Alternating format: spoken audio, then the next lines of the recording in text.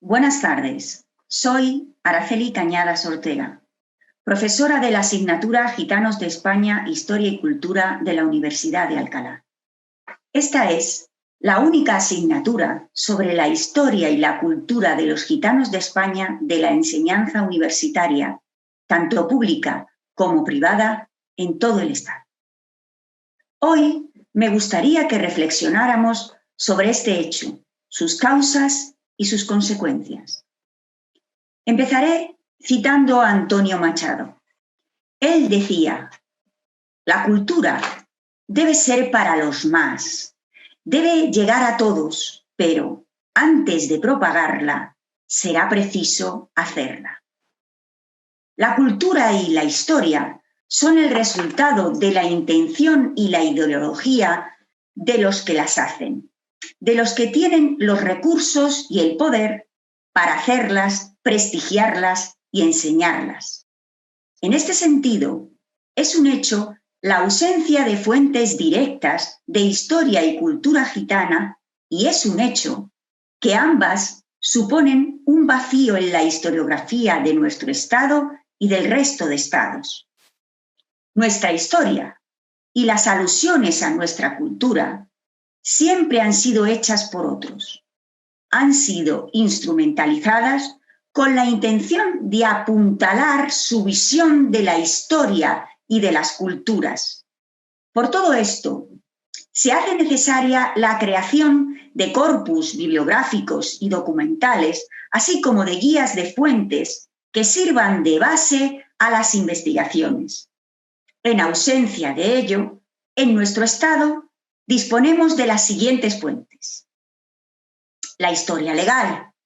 Desde 1499 hasta 1978, los gitanos somos objeto de disposiciones legales y medidas sociales específicas y diferentes al resto de la población.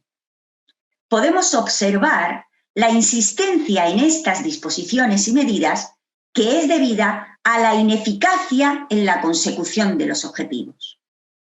También tenemos los escritos de temática sociocultural, religioso-moral, político-jurídica, el folclore, la cultura popular y la cultura, la lengua, la literatura, el arte, la música, etc.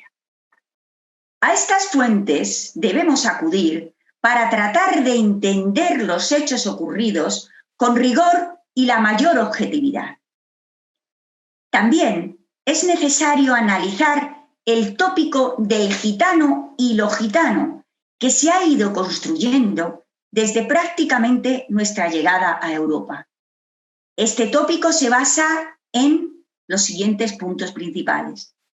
La negación de la identidad. No somos una comunidad, ni mucho menos un pueblo con la connotación política que conlleva la definición como pueblo. Fingimos una identidad para sabotear, robar y estafar. La monstrualización, bestialización. A los ojos de la mayoría, no somos personas, somos seres infrahumanos, sin empatía ni valores, capaces de cualquier cosa. Y la imagen especular en negativo.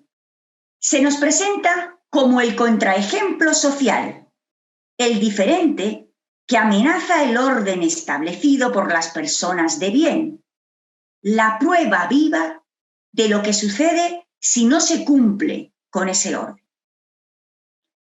En la sesión de hoy voy a explicar brevemente las etapas y los hechos más significativos de la historia de los gitanos en España. Mi intención es presentar elementos de reflexión sobre nuestro pasado, nuestro presente y nuestro futuro. En la historia académica oficial se inicia el relato de nuestra historia en España con la llegada.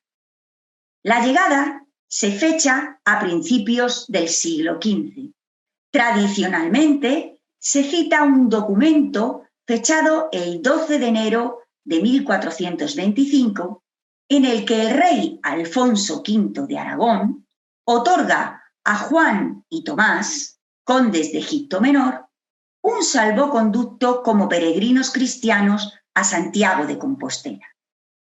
Este acontecimiento inicia la periodización de la historia de los gitanos en España, que para la historia oficial consta de 3 etapas.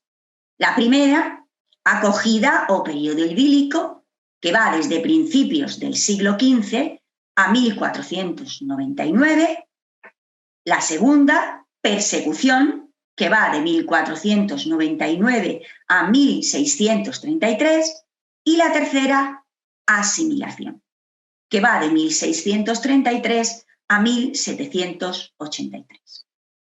Bajo nuestro punto de vista, una periodización más acertada sería la siguiente: acogida o periodo idílico, de principios del 15 a 1499, persecución, de 1499 a 1633, asimilación forzosa, de 1633 a 1783, asimilación durante el siglo XIX, asimilación durante el siglo XX, la Segunda República y el franquismo, Constitución de 1978 y, por último, reconocimiento como comunidad con cultura propia en el año 2005. Intentaremos explicar brevemente el porqué de esta periodización, los hechos más importantes y lo que significó cada etapa para el pueblo gitano de España. Empezamos con la etapa denominada de acogida o periodo idílico, de principios del siglo XV a 1499. En este periodo encontramos en los archivos de distintos puntos del Estado salvoconductos de reyes y nobles a favor de grupos de egipcianos para que puedan atravesar sus tierras sin ser molestados. Es más, siendo ayudados en su peregrinaje religioso. No hay que olvidar que era obligación católica ayudar al peregrino. Podemos deducir de estos documentos que se trataba de grupos reducidos entre 30 y 200 personas en torno a un líder, conde o duque, que eran considerados como señores feudales que se movían con sus vasallos por motivos políticos y religiosos. Esta situación era común en la época, por lo que no supondría mayor problema. Los documentos hablan de buenas relaciones, de que tenían gran movilidad por los reinos del momento, de su facilidad para adquirir rápidamente el lenguaje de cada zona y de la curiosidad que despertaban en los autóctonos por su exotismo. Podemos encontrar salvoconductos similares en los archivos del resto de países europeos. El fin de esta etapa y el principio de la siguiente viene marcado por uno de los hechos más importantes de la historia de los gitanos en España: la promulgación, por parte de los Reyes Católicos, de la pragmática de Medina del Campo en 1499. Continuamos con la etapa de persecución, de 1499 a 1633. La pragmática de 1499 es un punto de inflexión en la historia de los gitanos en España. El nacimiento de la idea de los estados-nación en Europa lleva a los reyes católicos a una política de homogeneización cultural y religiosa con la intención de acabar con el orden feudal e imponer un reinado de súbditos con una misma lengua, una misma cultura, una misma religión y una misma forma de vida. La convivencia de culturas es sustituida por el pensamiento único de la nación dominante que se identifica con el Estado. Los gitanos tienen que pasar a tener oficios y residencia conocida o serán castigados duramente, expulsados o hechos cautivos para trabajar como esclavos toda su vida. Su forma de entender y habitar el mundo no se permite, por lo que tienen que abandonar su identidad o irse. Esta primera pragmática de los reyes católicos es la base de todas las pragmáticas que irán promulgando los siguientes reyes en todo el periodo de persecución. Se repetirá y se le añadirán prohibiciones que irán increciendo en cada reinado. Así, los reyes católicos promulgan la primera pragmática de 1499, ordenando sedentarización o expulsión. Carlos I promulga pragmáticas en 1525, 1528, 1534 y 1539, reiterando la pragmática de 1499 de los Reyes Católicos. Felipe II promulgará sus pragmáticas en 1560, 1566 y 1586. Felipe II introduce la condena a galeras en sus pragmáticas y también introduce la identificación de vagabundos con egipcianos y propugna la expulsión y prohibición del paso a Indias. Felipe III promulgará sus pragmáticas en 1611 y 1619.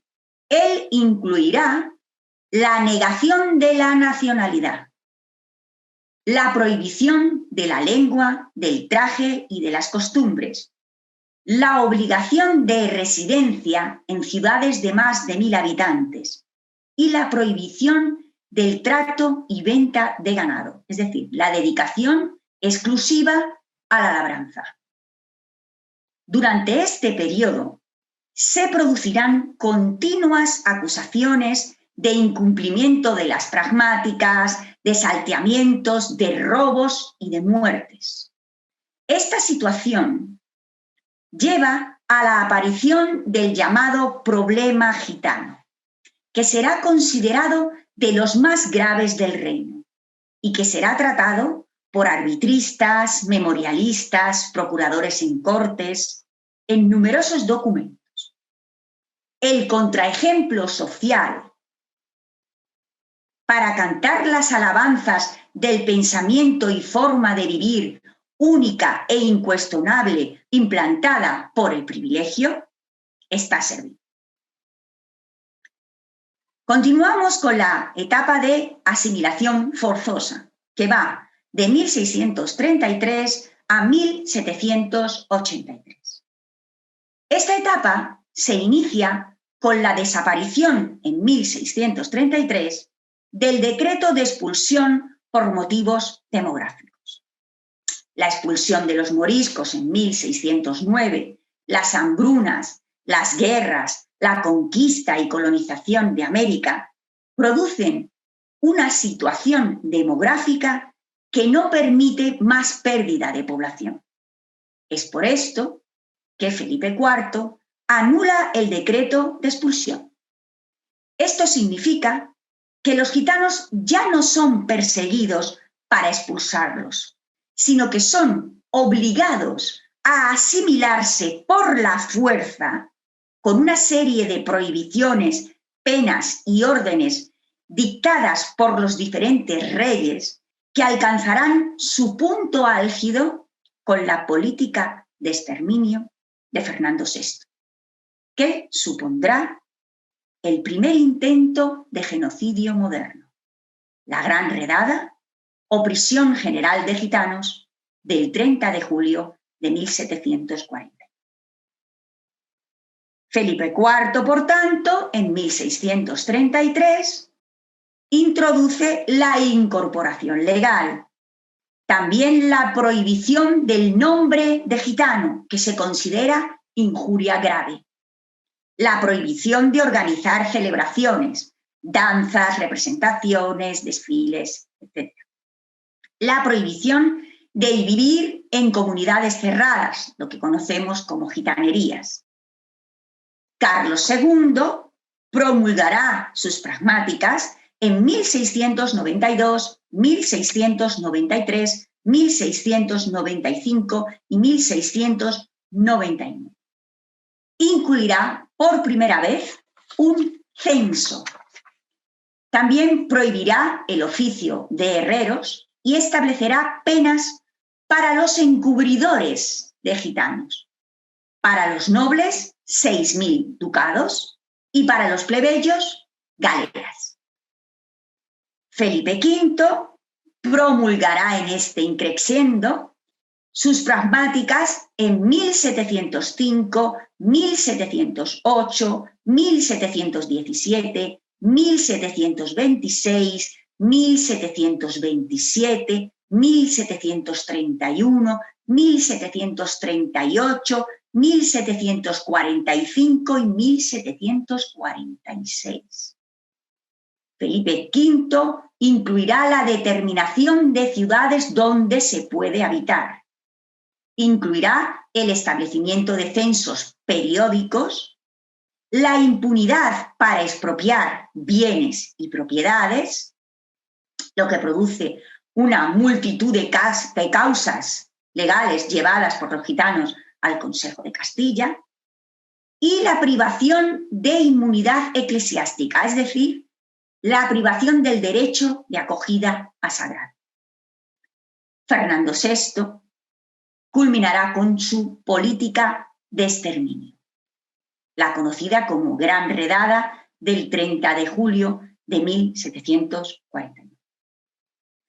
La Gran Redada, o prisión general de gitanos, fue propuesta por Gaspar José Vázquez Tablada, obispo de Oviedo y gobernador del Consejo de Castilla, y organizada por el marqués de la Ensenada, Zenón de Somodevilla. Su preparación fue secreta, no consta una orden impresa. Fue simultánea en toda España, el 30 de julio de 1749. Las detenciones se completarán en la primera quincena de agosto. Se ordenó el embargo de bienes de los apresados para financiar los gastos de alimentación, de conducción de los detenidos, de aranceles de los funcionarios intervinientes, etc. Se apresó entre 9.000 y 12.000 personas. Las mujeres y los niños menores de 7 años fueron conducidos a depósitos. Los hombres y los niños mayores de 7 años a presidios, arsenales y minas para sustituir al peonaje libre. La organización fue un fracaso desde el principio porque hubo falta de edificios y de la vigilancia adecuada. Hubo además una gran resistencia gitana y un gran descontento social con numerosas quejas y procedimientos legales por parte de los párrocos, de los vecinos y, por supuesto, de los gitanos. A nivel cultural, las consecuencias más importantes fueron el posible surgimiento del flamenco y el declive del romano en España. Carlos III sucedió a su hermano Fernando VI y se encontró con el fracaso de la Gran Redada. Este hecho, unido a su condición de monarca ilustrado, le llevaron a cambiar de estrategia en cuanto a la asimilación de los gitanos. En primer lugar, como rey ilustrado, ordenó a sus ministros que realizaran informes sobre la cuestión gitana. El resultado de esos informes fue el Expediente General de Gitanos, que es fuente fundamental para investigar nuestra historia. Su conclusión fue que era más práctico asimilar sin violencia explícita y para ello redactó la pragmática de 1783, última específica por y para gitanos.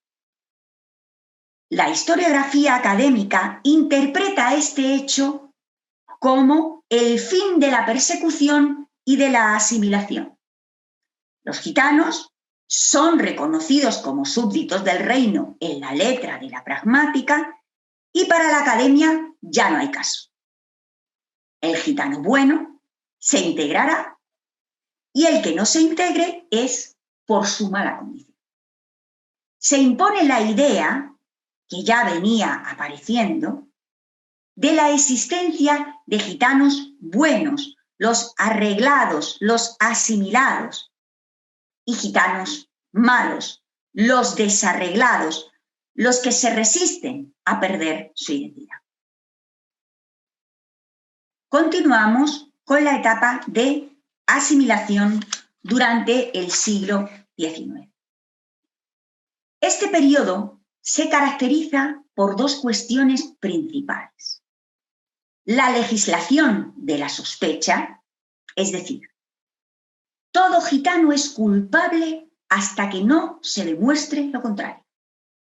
Y el impacto del romanticismo en el mito del gitano y lo gitano. Carlos IV y Fernando VII harán renovaciones de la pragmática de Carlos III de 1783. Además, en la segunda mitad del siglo se produce una oleada migratoria. Gitanos procedentes de Moldavia y de Valaquia, la actual Rumanía, tras la abolición de la esclavitud, huyen de su país y algunos llegan a España. Son los que nosotros conocemos como húngaros.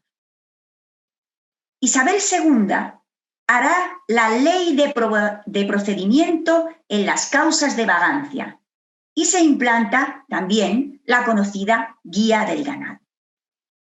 Todos los gitanos son sospechosos de robar y estafar. Por tanto, se legisla para controlar su inclinación natural al delito. La aparición del romanticismo, con su gusto por lo exótico, los viajes, lo folclórico, lo popular, darán nuevo impulso al mito del gitano que crecerá en toda Europa. El gitano, la vida gitana, serán la metáfora de la libertad frente al rígido estilo de vida burgués. La versión española del mito del gitano se conocerá como gitanismo. Es la tendencia, la moda anti-ilustración y anti-Europa de la clase alta española. A finales del XIX, el gitanismo derivará en flamenquismo, es decir, la moda por todo lo relacionado con el punto álgido de lo gitano, el flamenco. El flamenquismo tendrá dos consecuencias importantes. La introducción de préstamos del romanó a través del caló, conocidos como gitanismos, al castellano y a todas las lenguas del reino, y la creación, publicación y difusión de diccionarios de caló escritos por flamenquistas sin ningún rigor lexicográfico. Estos hechos, en mi opinión, fueron una causa a tener en cuenta en el abandono del caló, que se percibía como impostado, como falso, al ser usado por señoritos y aficionados flamencos. Continuamos con la etapa de asimilación en el siglo XX. Esta etapa, a pesar de tener periodos de una incipiente democracia, no supone un cambio en la consideración de los gitanos. La igualdad de derechos de todos los ciudadanos no contempla la identidad gitana. De hecho, en la Segunda República, en 1933, se aprobará por consenso de todos los grupos políticos, todos, la Ley de Prevención y de Medidas de Seguridad contra Vagos y Maleantes. Esta ley, como su propio nombre indica, pretende legislar el peligro social criminal y es un instrumento legal para la persecución de minorías. En 1934 será aprobado un decreto de creación de 3 instituciones para la reeducación de vagos y maleantes. El campo de concentración con trabajo industrial y agrícola de Burgos, la Casa de Trabajo en Alcalá de Henares y el establecimiento de custodia en la antigua prisión del puerto de Santa María. Durante el franquismo seguirá vigente la ley de vagos y maleantes, a la que se sumarán nuevas leyes antigitanas. El reglamento de la Guardia Civil recomendará la vigilancia escrupulosa de los documentos, trajes, modo de vivir y viajes de los gitanos. Aparece también la patente de Hacienda y la guía de las caballerías. En 1970, la Ley sobre Peligrosidad y Rehabilitación Social sustituye a la Ley de Vagos y Maleantes. En 1978 se declara su inaplicabilidad, pero hasta 1995 no será derogada. Pasamos a la etapa caracterizada por la Constitución de 1978. Con la Constitución del 78 se produce la anulación de todas las leyes antigitanas anteriores.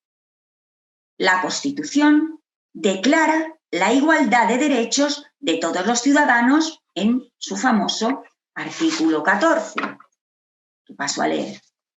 Los españoles son iguales ante la ley sin que pueda prevalecer discriminación alguna por razón de nacimiento, raza, sexo, religión, opinión o cualquier otra condición o circunstancia personal o social. Sobre el papel, todos somos iguales. Tenemos los mismos derechos y no podemos ser discriminados. Evidentemente, la realidad dista mucho de ser así. En esta época empiezan el asociacionismo y las políticas de integración social. Algunas malas prácticas del asociacionismo y la falta de participación de los gitanos en el diseño y en el desarrollo de las políticas de integración social dirigidas a nosotros, han dado lugar a la asistibilización, la forma políticamente correcta de la asimilación y la exclusión en el periodo democrático. Por último, llegamos a la etapa de reconocimiento como comunidad con cultura propia. En el año 2005 se produce el reconocimiento como comunidad con cultura propia a través del Real Decreto 891/2005 del 22 de junio. Se crea el Consejo Estatal del Pueblo Gitano, se crea el Instituto de Cultura Gitana y las comunidades autónomas empiezan a reconocer también la comunidad gitana como una comunidad con cultura propia. Este reconocimiento no se ha traducido aún en políticas efectivas dotadas de los recursos suficientes y con la participación de gitanos en su diseño y en su desarrollo. Prueba de ello es la falta de contenidos sobre historia y cultura gitana en todas las etapas educativas, desde primaria hasta la universidad. La falta de recursos para la investigación, la falta de recursos para la publicación, la falta de políticas de reconocimiento y reparación de la memoria, etcétera, etcétera. Como he intentado argumentar en este breve recorrido por la historia de los gitanos en España, la negación de la identidad y la exclusión están presentes en toda nuestra historia. Aunque muten y se adapten al pensamiento más afectado de cada momento histórico, en fondo son distintas versiones de una misma idea. Los gitanos no son un pueblo, no tienen identidad ni cultura propia y deben abandonar su identidad para adoptar la que la mayoría privilegiada les asigna, bien sea como personaje que responde al imaginario mítico de esa mayoría privilegiada, bien sea como gitano arreglado, integrado en la sociedad. Los que no encajan en este planteamiento son los gitanos desarreglados, los que no se quieren integrar y sabotean las instituciones. Evidentemente, si no se reconoce un pueblo, no se incorpora su historia y su cultura al sistema educativo,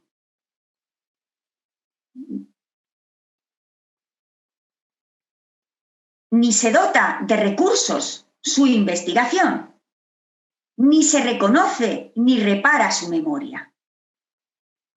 La sensibilización y la tutela son parte del problema que no se resolverá hasta que no sea reconocida realmente la identidad gitana, no con trampantojos políticamente correctos. Nuestros antepasados lucharon por conservar y transmitirnos nuestro legado cultural e intentaron que se nos reconociera como lo que somos, un pueblo más de Europa. Es nuestra obligación explorar todas las vías posibles, todas, para conservar, aumentar y transmitir nuestro legado cultural, así como seguir reivindicando nuestro reconocimiento como pueblo europeo y nuestra aportación a la historia y a la cultura española, europea y universal. Muchas gracias.